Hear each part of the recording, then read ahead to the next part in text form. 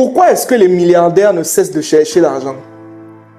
Pourquoi est-ce qu'on a un homme d'affaires qui est milliardaire et qui est à la tête d'une fortune de 10, 20, 30, 100 milliards de dollars, mais qui malgré cela continue quand même à travailler? Pourquoi il ne s'arrête pas? Malgré tout cet argent-là, on dit par exemple dernièrement que Elon Musk a franchi la barre des 500 milliards de dollars de fortune.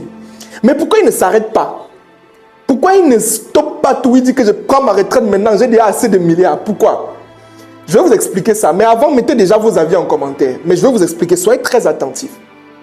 La première chose à comprendre, c'est qu'à un moment donné, ces hommes d'affaires ne recherchent plus l'argent. L'argent, ce n'est plus ce qui les anime. À un moment donné, ce qu'ils recherchent, c'est l'influence, le pouvoir et le maximum d'impact. En fait, ils ne veulent plus juste l'argent. Ils sont sur des sphères où ils veulent le pouvoir. Parce qu'avoir l'argent n'est pas synonyme d'avoir le pouvoir. Attention, l'argent est un élément qui contribue au pouvoir, mais ce n'est pas le pouvoir en lui-même.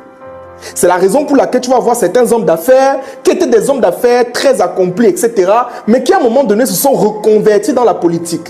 Je parle ici de Donald Trump, je parle ici de Bernard Tapie en France, et de tous ces hommes d'affaires-là qui migrent à un niveau parce qu'ils cherchent quoi? Le pouvoir. Ça, c'est la première chose.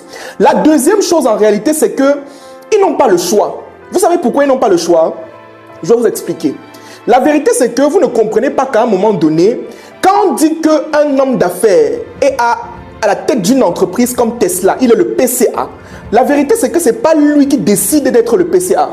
Il y a un conseil d'administration qui va voter l'approbation pour que lui, il soit le PCA. Et il faut comprendre aussi que les actionnaires peuvent voter sa destitution. Pour ceux qui ne comprennent pas, je vous envoie regarder le film de Steve Jobs, où il a été expulsé de sa propre entreprise par le conseil d'administration.